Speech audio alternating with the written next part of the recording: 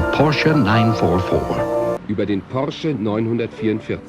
The Porsche 944 series, benchmark of the modern sports car. The Porsche 944 is a classic 1980s sports car. Even 40 years later, it's still super stylish and well loved in the automotive industry. This one in particular belongs to my friend, and even though it was a bit of a nightmare to work on and a long process, in the end it was worth it. So, here's the car. It's a 1986 Porsche 944. But, so what's the story with this car? So, what we're doing today is something that we already did. Pull it towards you. Yeah. Grab it as low as you can. Slightly? Yeah. Okay. It looks like. Can you pass me WD-40? I need one. And now we're redoing everything because the rear main seal is leaking, which is super unfortunate. You put it to how many? Yeah. Keep going. Oh, it's like scary, bro. I've never used one of these. So this gun is awesome. This guy is addicted to doing stuff properly.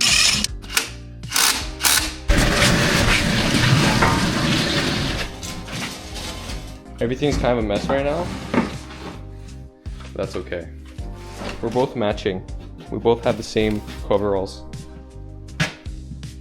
The axles, I'm gonna get onto the creeper and get under here. So there's a transmission, the culprit. So we have the axles detached. But what we have to do now is we have to take off the top bolts, which are up here. 2 bolts at the top for the trans mount. Then there's 4 bolts to the bell housing. Yeah, see right here, these 4 bolts up here and there. Because we can't just have hoops.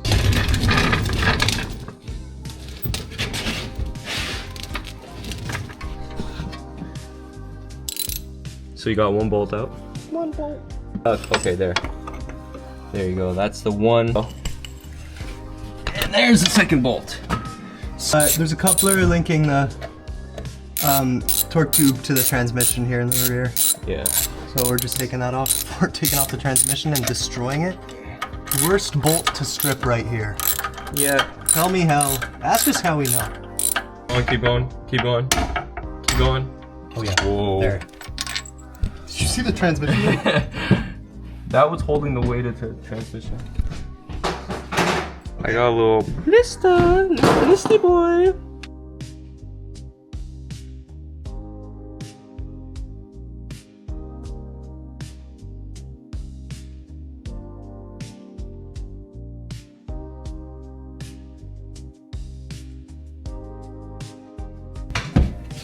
Yeah! It's 11, so it's been 2 hours and we have the transmission out. This one came out really easy. It was actually very convenient. You have to take off the starter and the slave cylinder for the clutch. Yeah. And we have to remove the 4 bolts holding the torque tube to the bell housing in the front. Then we can rotate the torque tube, send it back, and then we just take off the clutch. So this is the like classic guide thing, I guess. So I took that out. That goes over there. And then you gotta push it. So this. Pull it out all the way. Oh, we also have to take out this thing, no? Actually, why do we have to take this thing out? Oh, because the trans tube hits it. Out. Coming out. Coming out. Okay. It's big. Now it's out.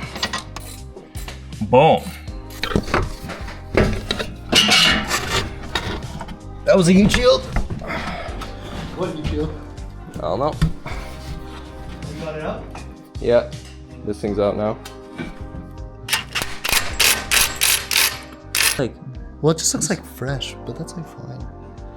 It looks a bit scored. Like the bolts over here for the torque tube. We'll slide the torque tube back, and then we have to work on taking off the clutch housing, which is gonna be kind of a pain.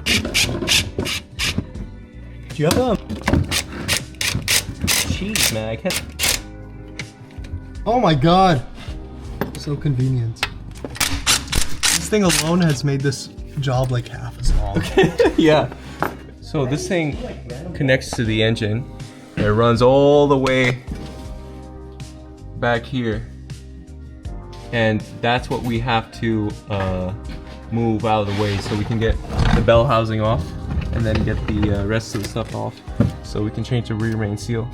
Right here, this pin is what the clutch fork pivots on, and there's a retaining pin for it, which I'm currently trying to loosen.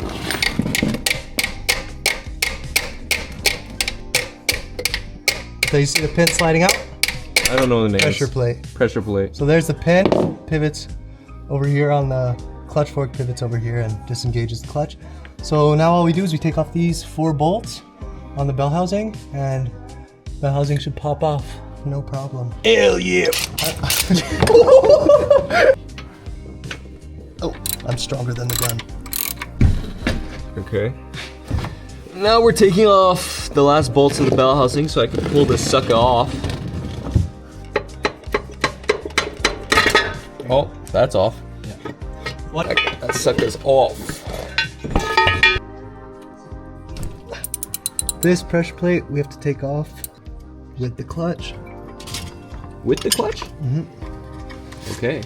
And that's the new that's the flywheel that you had resurfaced, right? The clutch right here. Does anything look off? No. This is the old throw-up bearing. So much play. And listen. So I think that was a horrible noise my car was making. There's no plate in this new one. Yeah, that new one's really smooth. And the starter ring gear slides on top over here.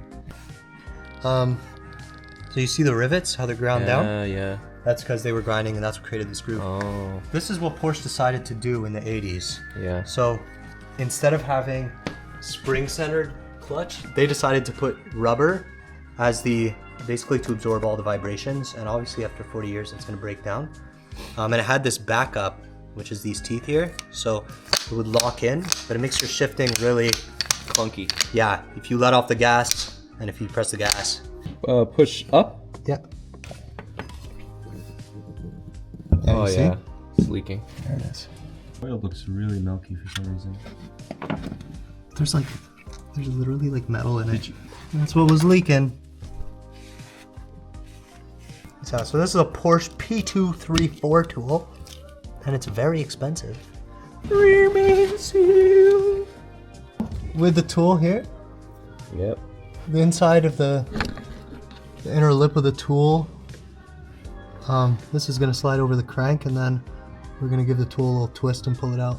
Alrighty. And the rear main seal should sit. We slide this on top like this.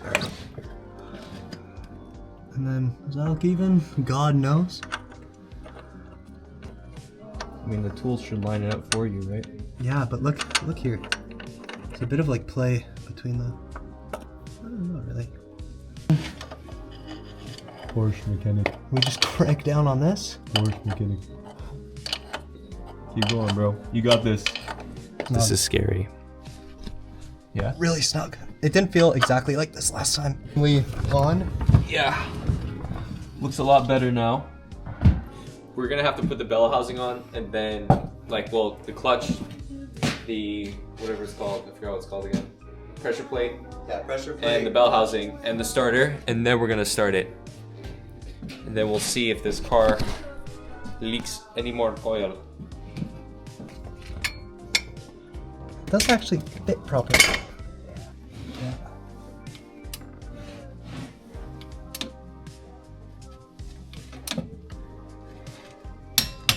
Putting in the starter, and then we're gonna start the car right after. And God only knows. No, it should be good now. Let me see.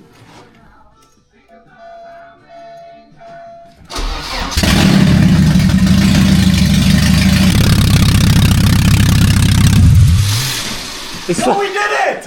Okay. So guys, that's a wrap for today. The car does start and it doesn't leak. So far. Yeah, so far.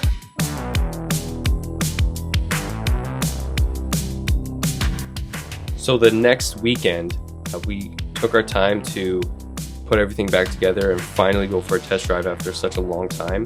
The car had been on jack stands for so long, and I was really anxious just to see the car drive and make sure everything was working properly.